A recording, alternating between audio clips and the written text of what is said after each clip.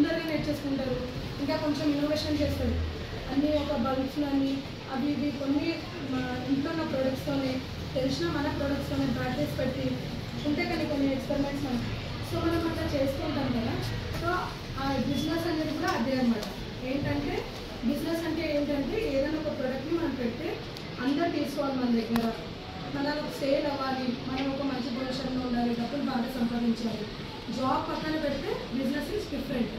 Job అనేది మనం డబ్బులు వేరే వాళ్ళకి వర్క్ చేస్తాం. మనం బిజినెస్ అనేది ఏంటి, మనదే జాబ్. నేనే ఒక ఫౌండేషన్ పెట్టుకొని నేనే CEO, నా కంపెనీ నేనే. కొంతమందికి ఉండదు కదా, పెద్దగా అయినాక నేను న్యూటన్లో అవుతా, వాళ్ళలో అవుతా, ఇలా అవుతా అని చెప్తారు కదా.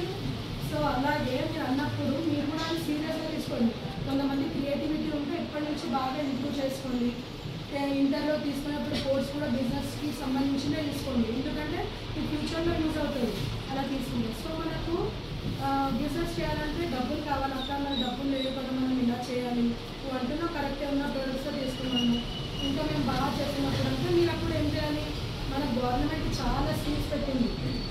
అంటే ఉమెన్స్కి కానివ్వండి, ఇప్పుడు మనకి సోషల్లో కూడా SHG ఉంది, self help groups for women's కదా. అది ఎవరికి మహిళలకు అని అలా ఉంటుంది.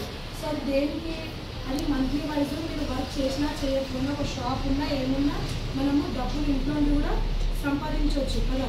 ఏదో మనం చిన్న వర్క్ పెట్టుకోండి, అదేంటంటే ఒక బిజినెస్ అనమాట.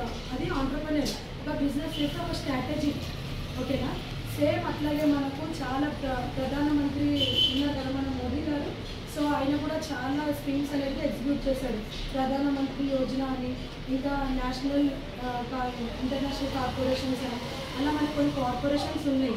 అందులో నుంచి మీరు లోన్స్ తీయచ్చు. ఒక 10 lakhs 15 lakhs అట్లా లోన్ తీసుకొని మీరు ఏదైతే చేయాలనుకుంటున్నారో చేయండి.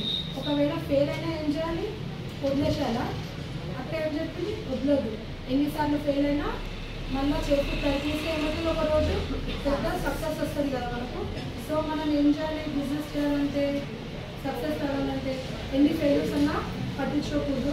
చదువు ఏం చదువుతున్నారో, ఇంటర్లో ఏం తీసుకోవాలి అన్నీ చూసుకొని బిజినెస్ చేసే వాళ్ళు ప్రతి ఒక్కరు బిజినెస్ ఫీల్డ్లోనే వెళ్ళండి. వేరే ఫీల్డ్ వెళ్ళి మళ్ళీ ఫ్యూచర్లో ప్రాబ్లమ్స్ ఫేస్ చేయొద్దు, ఓకేనా. మనకు లోన్స్ అనేవి ఉంటాయి గవర్నమెంట్